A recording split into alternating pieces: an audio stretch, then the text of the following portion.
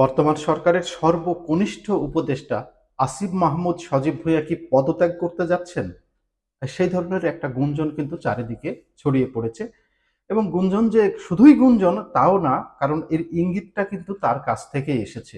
গতকাল তিনি সাংবাদিকদের সাথে কথা বলার সময় সেই ধরনের একটি ইঙ্গিত দিয়েছেন যে তিনি হয়তো পদত্যাগও করতে পারেন এবং পদত্যাগ করে কি করবেন এই প্রশ্নের উত্তরে তিনি বলেছেন যে রাজনীতিতে ফিরে যাব, আমি রাজনীতি করব। রাজনীতি করলে কি আপনি তাহলে ছাত্রদের যে নতুন দল হলো, আপনাদের যে নতুন দল হলো সেই দলে, সেই দলেই যে যোগ দিতে হবে তেমন কোনো কথা নেই।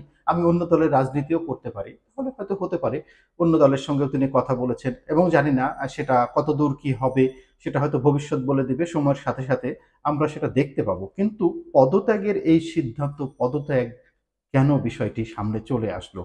আমরা তো আসলে বাংলাদেশে ক্ষমতার সর্বশিখরে যারা থাকে তারা পদত্যাগ করে এই ধরনের কখনো দেখি নাই। ইভেন এই উপদেষ্টা মণ্ডলীতে যারা আছেন তাদের পদত্যাগ নিয়েও অনেক মিছিল আন্দোলন হয়েছে, পদত্যাগ তারা করেননি। একাধিক ব্যক্তির বিরুদ্ধে এই ধরনের আন্দোলন হয়েছে বা দাবি উঠেছে পদত্যাগ করার জন্য, পদত্যাগ করেননি। আমরা এর আগেও কখনো দেখি নাই যে স্বেচ্ছায় কোনো মন্ত্রী পদত্যাগ করেছেন বা মন্ত্রী পদমর্যাদার কেউ পদত্যাগ করেছেন। তাদের সঙ্গে একটি দৃষ্টান্ত আছে যে নাহিদ ইসলাম পদত্যাগ করে নতুন দল গঠন করেছেন এবং নতুন দল গঠন করে নতুন দলের প্রধানের দায়িত্ব নিয়েছেন। তাহলে উনি আসিফ মাহমুদ সজীব ভুঁইয়া পদত্যাগ করে কি এই দলে আসবেন? এই দলে আসলে তাহলে তার পদ কি হবে? সেটিও একটি বিষয়। অন্য দলে গেলে কেন যাবেন? সেটিও একটি বিষয় আছে। সেখানে একটি দর কষাকষির হয়তো বিষয় আছে। কোন ধরনের পদ পাবেন? পদ পেলে সেই দল যদি ক্ষমতায় যায় তাহলে তিনি মন্ত্রী হবেন কিনা, মন্ত্রী হলে কোন দপ্তরের মন্ত্রী হবেন, পূর্ণমন্ত্রী হবেন নাকি প্রতিমন্ত্রী হবেন না উপমন্ত্রী হবেন, এই ধরনের নানান দর কষাকষির বিষয় আছে। এই বিষয়গুলো হয়তো ভবিষ্যতে সামনে আরো স্পষ্ট হয়ে যাবে আমাদের কাছে যখন আমরা এগুলো দেখতে পাবো। কিন্তু কথাটি হচ্ছে পদত্যাগের ইস্যু কেন আসছে? তাহলে কি আসিফ মাহমুদ সজীব ভুঁইয়া চারিদিকের চাপে পড়ে এই ধরনের সিদ্ধান্ত নিচ্ছেন? তিনি কি এই চাপ আর নিতে পারছেন না? একদিকে যেমন সরকারের চাপ আছে, অন্যদিকে তার উপরে গত কিছুদিন যাবৎ বিভিন্ন ধরনের চাপ তৈরি হয়েছে। বিশেষ করে তার পিতার কর্মকাণ্ড নিয়ে, তার পিএস এর কর্মকাণ্ড নিয়ে এবং আরো ছোট ছোট বেশ কিছু ইস্যু আছে। বিশেষ করে সাংবাদিক ইলিয়াস সাহেব তার বিরুদ্ধে দুর্নীতির সরাসরি অভিযোগ এনেছেন। সিটি কর্পোরেশনের প্রশাসক নিয়োগের ক্ষেত্রে সেখানে টাকা দিয়ে প্রশাসক নিয়োগ করা হচ্ছে তার তত্ত্বাবধানে, এবং যেটা হচ্ছিল, বলা হচ্ছিল যে মহাখালীর ডিওএসএস এর এক বাড়িতে তাদেরকে ইন্টারভিউ নেওয়া হচ্ছে এবং সেখান থেকে টাকা নেওয়া হচ্ছে, এবং এটা ইলিয়াস সরাসরি আঙ্গুল তুলেছিলেন আসিফ মাহমুদ সজীব ভুঁইয়ার দিকে। তাহলে চারিদিকের এই যে চাপ, এই চাপ কি তাকে এদিকে নিয়ে গেল? তার পিতার এলাকায় যে চালচলন সেটিও তাকে হয়তো বিব্রত করেছে। পিতা যখন এলাকায় চলেন তখন নাকি মন্ত্রী বা এমপি এরকম পদধারী লোকদের মতো করে তিনি চলেন, সামনে পিছনে তিনি পারিষদ পরিবেষ্টিত হয়ে থাকেন এবং উনি রাস্তা দিয়ে গেলে নাকি লোকজন বলে রাস্তা, এই রাস্তা পরিষ্কার করো, রাস্তা, এই রাস্তা থেকে সরে যাও, উনি আসছেন। তিনি তো একজন স্কুল শিক্ষক ছিলেন, একজন স্কুলের প্রধান শিক্ষক ছিলেন, সর্বশ্রদ্ধেয় ব্যক্তি।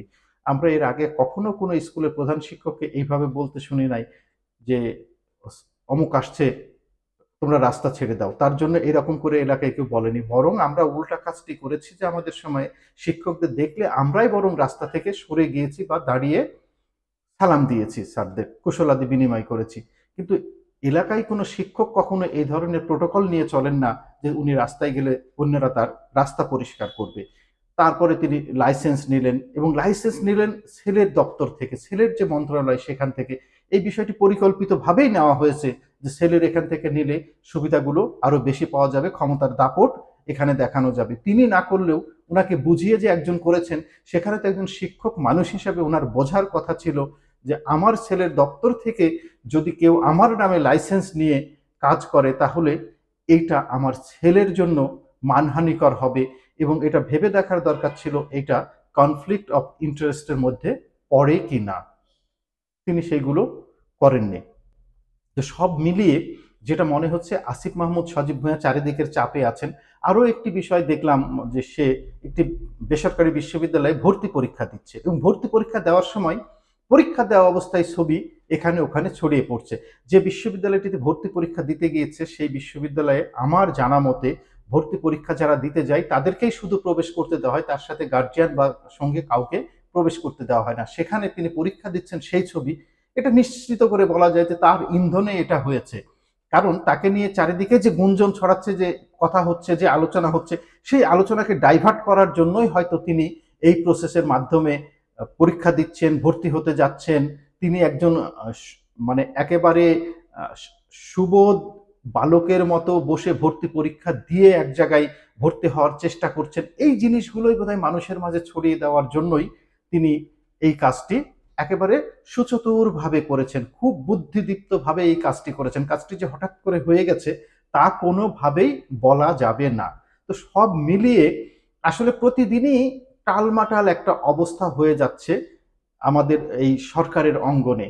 সব মিলিয়ে সরকার পরিচালনা এবং সরকারকে সুষ্ঠুভাবে পরিচালনা করার জন্য যে জ্ঞান প্রজ্ঞা, সেগুলো অনেক ক্ষেত্রেই আমরা দেখছি যে ঘাটতি রয়েছে। এবং সেই সাথে যদি এইভাবে একের পর এক, বিশেষ করে যাদের হাত দিয়ে এই নতুন একটা বিপ্লব, নতুন একটা অভ্যুত্থান হয়েছিল, তাদের কাছে আমাদের প্রত্যাশা ছিল পর্বত সমান, অর্থাৎ এরা অনেক ভালো কিছু আমাদেরকে করে দেবে। সব মানুষ এই ধরনের একটা প্রত্যাশা করেছিল যে জরাজীর্ণ বস্তা পচা রাজনীতি থেকে নতুন একটি রাজনৈতিক ধারা আসবে, যে রাজনীতি কথা বলবে মানুষের জন্য, জনকল্যাণের জন্য।